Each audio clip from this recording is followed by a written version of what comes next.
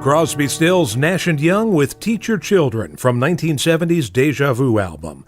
Our guest today is music journalist David Browne. Aside from his role as a senior writer at Rolling Stone magazine, his books include Dream Brother, The Lives and Music of Jeff and Tim Buckley, and Fire and Rain, The Beatles, Simon and Garfunkel, James Taylor, CSNY, and The Lost Story of 1970. Well, CSNY are the subject of his new book, Crosby, Stills, Nash and Young, and there's a subheading here, and unfortunately I don't have my glasses. I can't read it. It's a wild, definitive saga of rock's greatest supergroup. Yeah, that's it. And as far as I know, they really were the first rock and roll supergroup, and the bands that spawned Crosby, Stills, Nash and Young are still, to this day, considered, gigantic, legendary bands in their own right.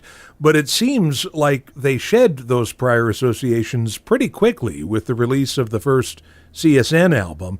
Although I think at the time there was this sense of, what are you guys doing? How could you ever hope to escape, David Crosby's case, from Under the Shadow of the Byrds, for example? Yeah, I mean, right from the beginning, they came from, Crosby was in the Byrds, and Stills was in Buffalo Springfield, and Nash was in the Hollies.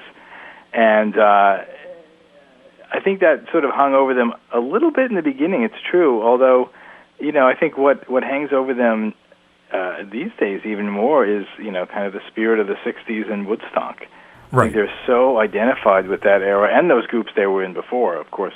That's almost been a stone around their neck, kind of situation in some degrees, that everyone hears their name and thinks, oh, right, Woodstock, the Deja Vu album, and Kent State. And I think it's a testament to what an impact they had back then. The rock fans of the late 60s just so associated with those guys and looked to each of them as kind of an archetype in a different way. They could relate to each of those guys in a different way, and the music, whether it was personal or political, really echoed what was going on in the country. And that's been both, a blessing and a curse, I think, in some ways for these guys, because they actually did make a lot of terrific music after their first of many breakups in 1970. Right. Well, here's something. Okay. What's wrong with the cover on the first Crosby, Stills, and Nash record? Wow. They're not in the right order underneath their names. And the story is, it's in the book, that they did the photo shoot, and they looked at the pictures the next day, and their managers looked, and they realized, oh my God, it's a Nash, Stills, Crosby. And they went back, they said, okay, let's go back to this funky old house that they found expressly for this. They went back to the house, and the house had just been demolished because it was that in bad shape. Right. So they had to stick with and the group was like, no one's going to care. And they were right. no one cared. Did you ever follow that, I think it's Pop Shots NYC, that website? Do you know about that? Oh, where they tracked down the original site? Right. Yes, oh yes. Yeah, and I think used that to find the location in L.A. of that. It's now a parking lot. Yes, right. Yeah, I've seen it. Shows the picture where they superimpose it on that lot, which is really interesting. And in a way, they sort of made this deal with the devil in that when they formed the group, and they all told me this in interviews, they purposely picked their names as a group name, which was unusual at the time. Usually people had group names.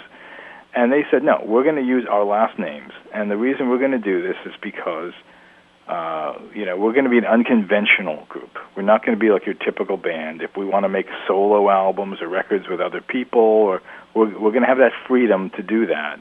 And that's why we're going to use our names. And as David Crosby told me also, it made it less easy to replace any of them if you didn't have a name. And that was all great in theory, but of course the problem is they became so huge so fast that the audience, I think their fans, didn't quite want or understand those new rules. They were like, no, we don't want you breaking up and doing solo albums. Right. We want you to stay together and do the things that you did on those two albums. And of course one of them couldn't just leave because they weren't using a band name. So it was, they were kind of caught in this very unusual situation where they did the thing they set out to do, but their success was so massive, and they became such mythical figures, like immediately, that it overwhelmed all their other ideas of how to stretch the rules of being a rock band. It's again a blessing and a curse, because actually they did make a lot of terrific records individually or as duos.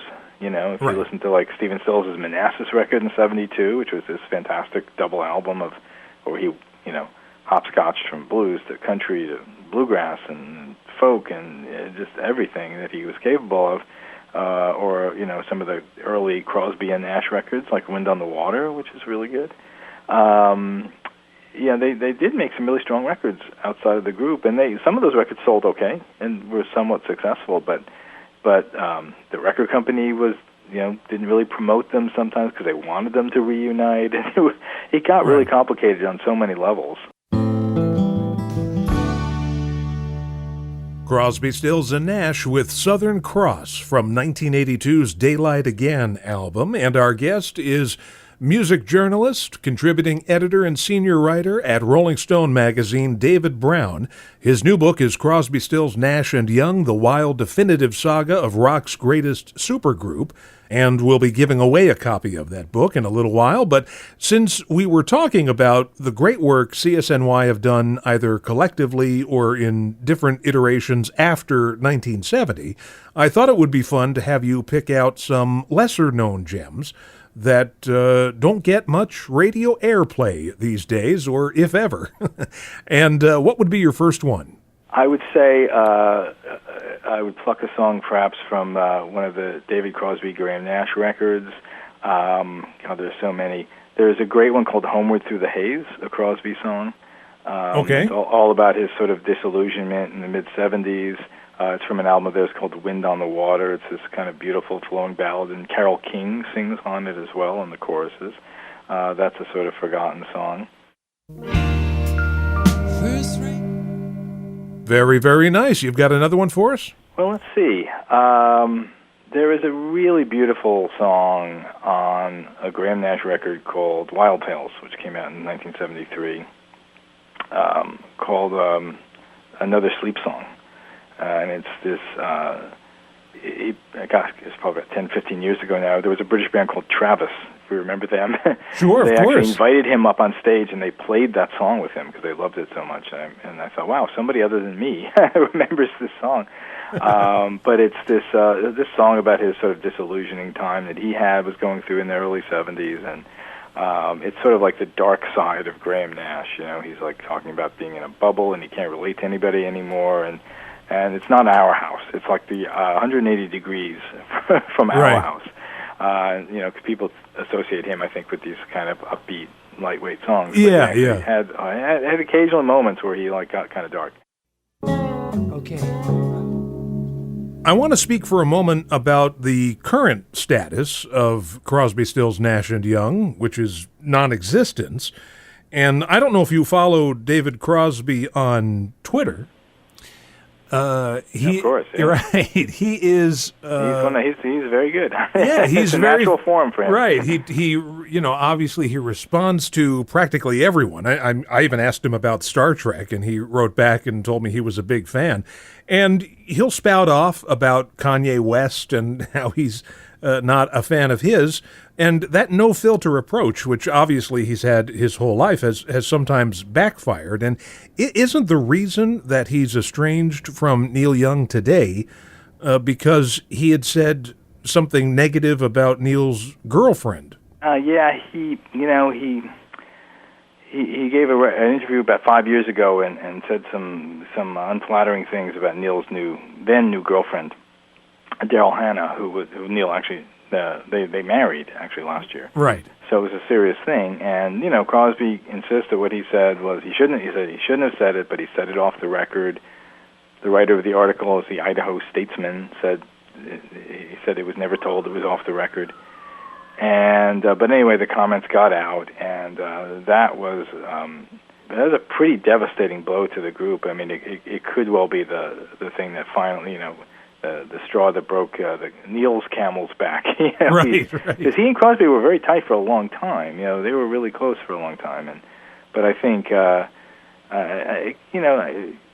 sort of wonder. I think David has kind of learned his lesson a little bit. I mean, he's always going to be an opinionated guy, but I think he was faced with the sort of real consequences of his actions there, and how it could really impact. I mean, any kind of future reunions and lucrative future reunions. And I think he told me that he'd love to do a quartet reunion, but it's always as it's been since 1972 or something. It's always up to Neil. Right. The other guys are always up for it. It's just a question of whether Neil is in the mood for it, whether he can deal with it at that moment, maybe what his needs, how his needs and theirs might intersect, financially or otherwise. It's always up to him, and he has, as I've documented in the book, over the 50 years, he has occasionally returned to them for a record or a tour, and so you can't completely write it off, but it's not looking good right now, Yeah, and evidently Graham Nash had some things to say in his book as well. Not like I'm bringing up all this gossip here, but it's just been a dysfunctional group longer than it's been a functional one. It's true. Yeah. It's I say 50-50, functional, dysfunctional. But yes, but the dysfunction is has dogged them. I mean, really since day one. And one of the things I learned in researching the book is that when Crosby, Stills, and Nash were recording that very first album, which was they were going to be called Stills, Crosby, Nash. Right. That's what Stills wanted, and the other guys were not thrilled with that. First of all, they thought it didn't sound as good as Crosby, Stills, and Nash. And as David Crosby told me, it's like, look, also I was in the Byrds. I had the hits. Like, people knew who I was. Like, his name should be first. And they worked it out, obviously. But there were all those. There was a little bit of that dysfunction and tension there in the beginning, which has dogged them and led to all kinds of problems. In its favor, I guess I would say, that same tension between them has actually also helped the music in some way. They're not America. They're not like a bland. And people think of these guys as soft rock and adult contemporary or mellow and all those terms.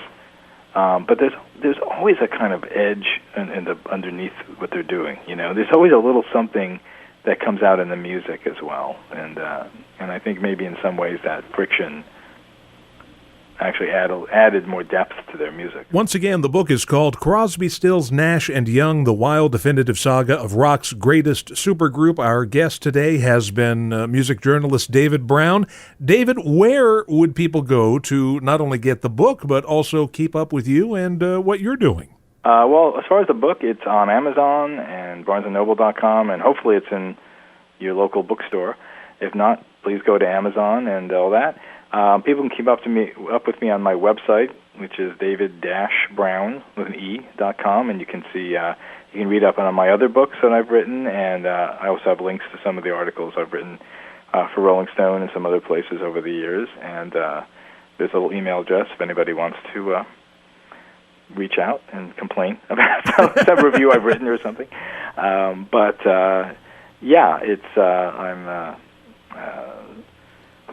I'm out there, and hopefully the book is too right now. In fact, folks, we're going to give away a copy of that book right now. Give us a call at 201-692-2012. Once again, 201-692-2012. David, again, thanks so much. It's been a pleasure speaking with you. Thank you, David. Really appreciate the support.